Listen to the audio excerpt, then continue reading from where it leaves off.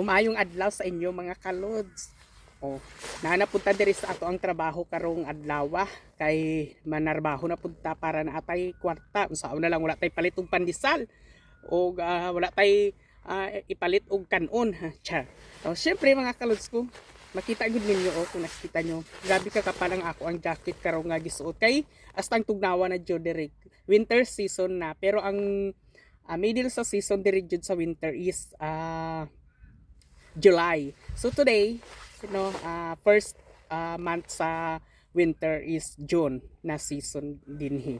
So naata diri karon mga kalod sa grape farm na naman no, para manarbaho na pudta.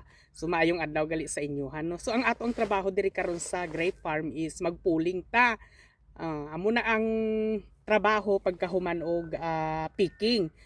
Pulling o pruning. So ang pruning magkat og kaning mga vine or cane aning mga sangasa, mga grapes dinhi. Syempre ang atong trabaho ingon ako magpulling taog mga cane sa grapes. So ang tawag ani mga kalod sa aning mga giputol no kani siya or mga sanga-sanga ba kani is cane ang tawag ani diri sa English char. Siyempre, so sa ato sangasa grapes ang tawag ani. O siyempre samtang kita pulling no daghan pa kaayo mga nabili nga mga grapes din sa iyahang mga puno mga kalod. Siyempre ipakita nato na sa inyo no ang mga grapes no. O kani dili na siya pwede i-pick no kay mga ano na siya mga gurang na ba char. Pero lami pa siya kaayo mga kalods no, grabe pa siya ka crispy or grabe pa siya ka crunchy ba kung kauno ninyo. Pwede gyapon mo magkaon-kaon ani dinhi.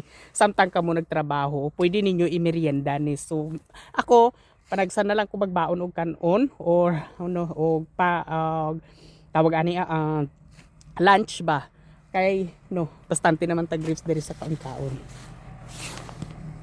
Samtang kita nagkaon-kaon mga kalods og ato ang merienda nga grapes no kay libre man na diri kay daghan pa kayog bunga o ipakita nato sa inyo kung unsa na ang itsura sa grapes pag human og picking o pag winter season na mao na ni ang itsura sa mga grapes mga kalods no kusang gahulog ang iyahang mga dahon ani no pag winter season na og kanipod nga time nga pwede na sila i-pruning or i-cutting ba og i-pulling. So pag human ani mga kalods no pag na-pulling na og na-cutting na ni siya og na-rolling na siya,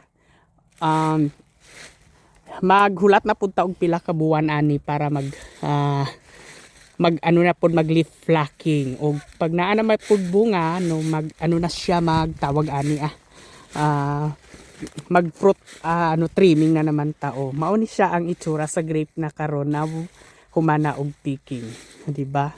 So maura na mga kalods ang ato ang ma-share sa inyo karong adlaw. So daghang salamat. Iamping mo kanunay og God bless sa inyo hang tanan. Ingat.